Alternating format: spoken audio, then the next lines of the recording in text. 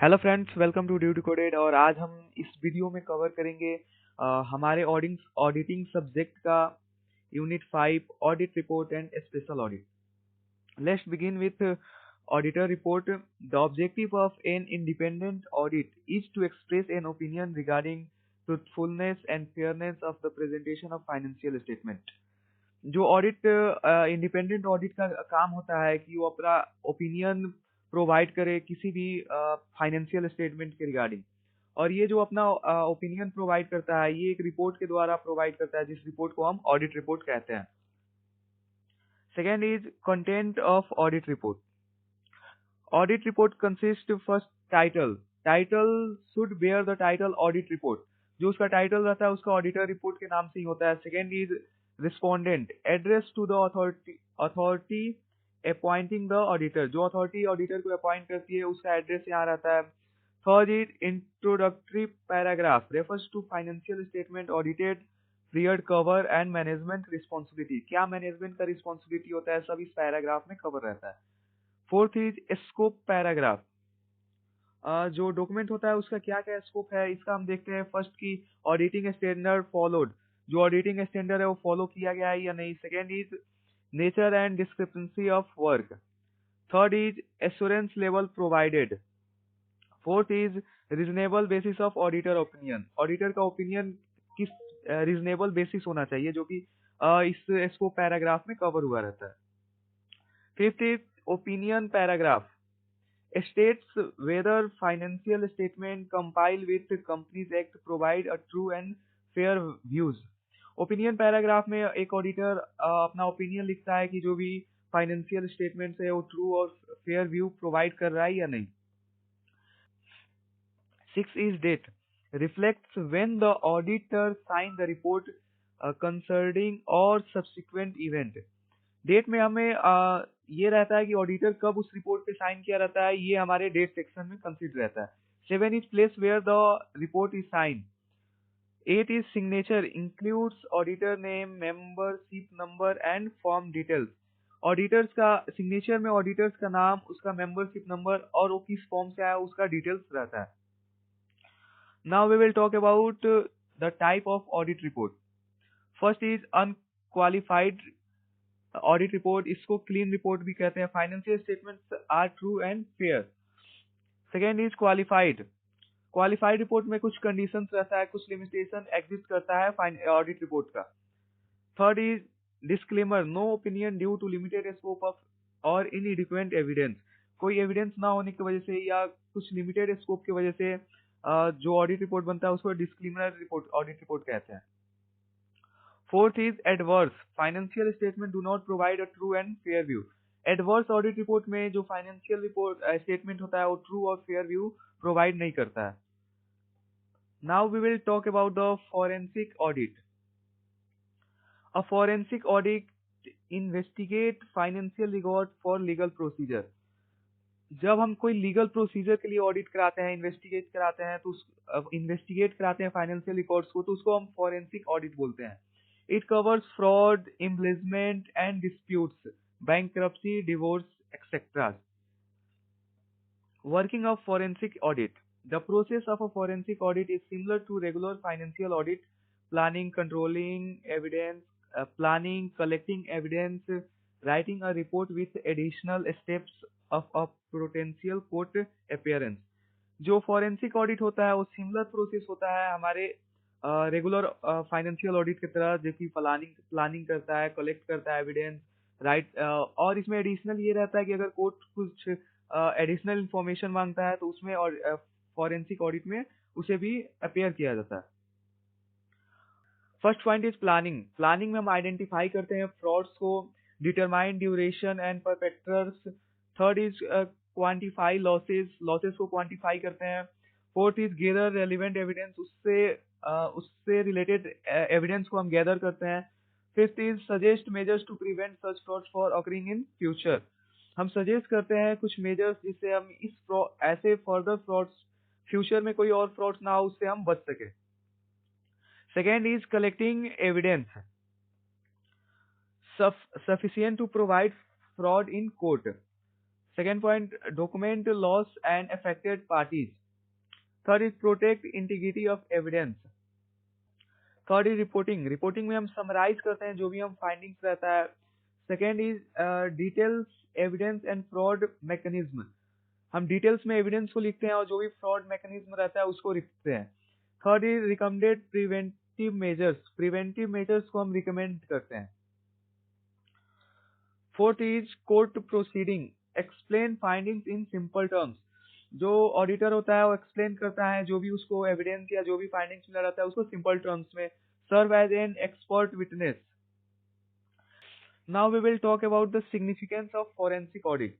First is corruption includes bribery, extortions and conflict of interest. Second is asset misappropriation, cash theft, false invoice, unauthorized payment. Next one is financial statement fraud, misrepresentation to improve financial appearance.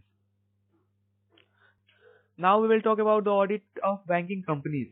A bank audit is a regular activity that is performed to inspect the financial activities of institutions. Bank audit एक regular activity होता है जिसमें हम inspect करते हैं financial activity of institution को, ताकि हम make sure that the flowing they are following the rules and regulation as prescribed by status, ताकि हम ये जान सके कि वो रूल्स एंड रेगुलेशन को फॉलो कर रहे हैं या नहीं. An accountant expert who is also known as bank audit is appointed for the audit in banking companies. Banking companies में एक अकाउंटिंग एक्सपर्ट को रखा जाता है जिसको हम बैंक ऑडिटर भी कहते हैं.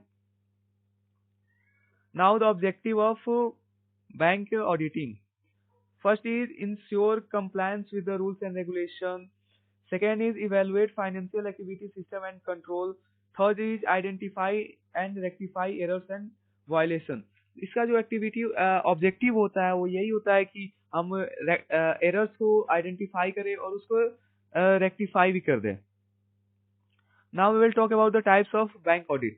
First is risk-based internal audit, evaluate the risk management and control frameworks. Risk-based internal audit में हम evaluate करते हैं risk management को और control framework करते हैं. Second is statutory audit, ensure accurate public financial reporting. Statutory audit का काम रहता है कि वो public financial reporting को accurate कर सके. Third is credit audit, review loans processing and documentation. Credit audit का काम रहता है कि लोन से रिलेटेड जो भी पेंडिंग वर्क्स है या जो भी प्रोसेसिंग है या जो भी डॉक्यूमेंट है उसको देखे.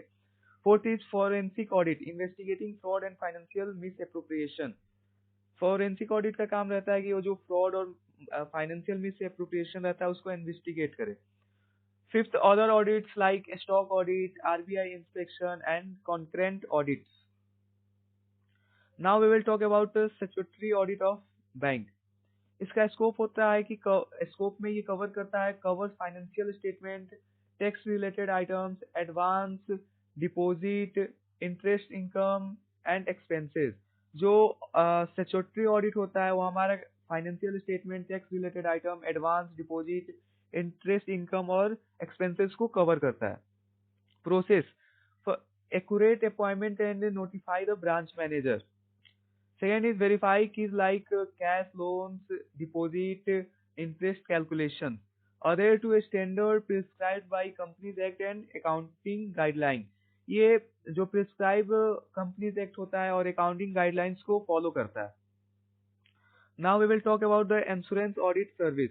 की एरियाज देख ले तो इसमें ये होता है कि examine policies, tax record, tax risk assessment and financial statement.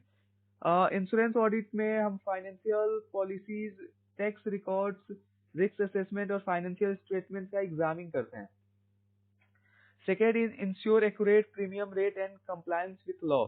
जो प्रीमियम रेट होता है उसको एक्यूरेट करते हैं. रेगुलेटरी फ्रेमवर्क, जो इंश्योरेंस ऑडिट होता है वो हमारे govern by insurance act 1938. Second is insurance rules 1939. Third is the Income Tax Act 1961. Fourth is Companies Act 2030 and IRDA regulations. Fifth is Employees Status Insurance Act applies in case of general insurance. जो insurance audit होता है उसका regulatory framework इतने act के द्वारा किया जाता है। Now we will talk about the National Financial Reporting Authority NFRA, constitute under Section 132 subsection 1 of Companies Act 2013। जो नेशनल फाइनेंशियल रिपोर्टिंग अथॉरिटी है वो कंपनीज एक्ट 2013 के सेक्शन 132 सबसेक्शन 1 के तहत बनाया हुआ है। Establish to regulate and enhance the quality of audit ensuring public and investor confidence. इसको एस्टेब्लिश किया गया ताकि ये रेगुलेट कर सके और इनहेंस कर सके क्वालिटी ऑफ ऑडिट्स को और इंश्योर कर सके पब्लिक एंड इन्वेस्टर कॉन्फिडेंस को। First one is composition of NFRA। NFRA consists of chairperson, a chartered accountant with expertise in accounting, auditing and finance। ये कंसिस्ट करता है एक ऐसे चेयरपर्सन को जो कि जिसका कोई एक्सपर्टीज हो अकाउंटिंग, ऑडिटिंग एंड फाइनेंस में।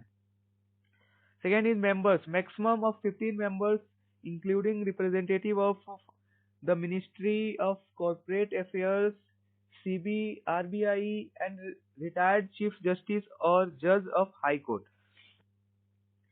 जो कंपोजिशन रहता है नेशनल फाइनेंशियल रिपोर्टिंग अथॉरिटी का, उसमें मैक्सिमम 15 मेंबर्स रहते हैं, जिसमें कि जो इंक्लूड करता है मिनिस्ट्री ऑफ कॉर्पोरेट अफेयर्स को, सेबी को, RBI को, रिटायर्ड चीफ ऑफ जस्टिस को या जजेज ऑफ हाई कोर्ट को। Second is role of NFRA। First is recommend and enforce accounting and auditing standard. NFRA recommend करता है और इन्फोर्स करता है अकाउंटिंग एंड ऑडिटिंग स्टैंडर्ड्स को। Second is monitor compliance with less standard, ये monitor करता है स्टैंडर्ड्स को। Third is ensure audit quality and listed companies and other prescribed entities. Fourth is address professional misconduct by auditors, जो भी auditors के द्वारा misconduct होता है उसको एड्रेस करता है। Fifth is enhance public confidence in financial disclosure, जो पब्लिक का कॉन्फिडेंस होता है उसको इनहेंस करता है फाइनेंशियल डिस्क्लोजर में। Third is power of NFRA। First is investigate matters of professional misconduct by auditors, ये इन्वेस्टिगेट करता है वैसे मैटर्स को जो कि मिसकंडक्ट होते हैं ऑडिटर्स के द्वारा। Second is holds power equivalent to civil court for summoning individual and examining under oath. Next one is requiring production and inspection of documents. Next is ensuring commission for witness examination. Third is can impose penalties. For an individual, fine from 1 lakh to 5 times the fee of charge. Individual के लिए penalty होता है 1 लाख और 5 time जो फी होता है उसका, जो फी चार्ज किया रहता है ऑडिटर उसका। Second is for form, form के लिए फाइन होता है 5 lakh to 10 times the fee charged. Third is can defer audit for or forms for practice of 6 months and 10 years. Fourth is scope of NFRA. Covers audit of first listed companies in India or abroad. Listed companies जो India में है और abroad है उसको cover करता है। Second is unlisted companies with paid up capital 5 crore or more than 5 crore. Net worth 500 crore or more than 500 crore. Turnover is 1000 crore and more than 1000 crore. Third is investigate case referred by central government or initiate suo motu in public interest. NFRA investigate करता है कोई भी central government के द्वारा case referred होता है उसको। Fifth is recommending accounting standards and auditing standards. First NFRA consult with institution of chartered accountant of India, ICAI के द्वारा से ये कंसल्ट होता है। Second is prescribe new standards and accommodates based on ICAI recommendation. ICAI जो institution of chartered accountant of India जो भी रिकमेंडेट करता है उसको ये प्रिस्क्राइब करता है न्यू स्टैंडर्ड्स एंड एक्कोमोडेट्स में। Six is advisory committee, student groups and task force. First one is constitute communities for effective implementation of its rules. Second is focus on promoting awareness of accounting and auditing standards. Now we will talk about the financial reporting, advisory and education. First one is organize education program, seminar and workshop. NFRA जो होता है वो workshop organise करता है, education programme organise करता है और seminar organise करता है। Second is enhance understanding of audit quality, responsibility and significance of financial report. ये इनहेंस करता है ऑडिट क्वालिटी और रिस्पॉन्सिबिलिटी को। Eight is confidentiality and security of information, ensure strict confidentiality and information received during the investigation. Second is implement secure protocols to prevent information leak.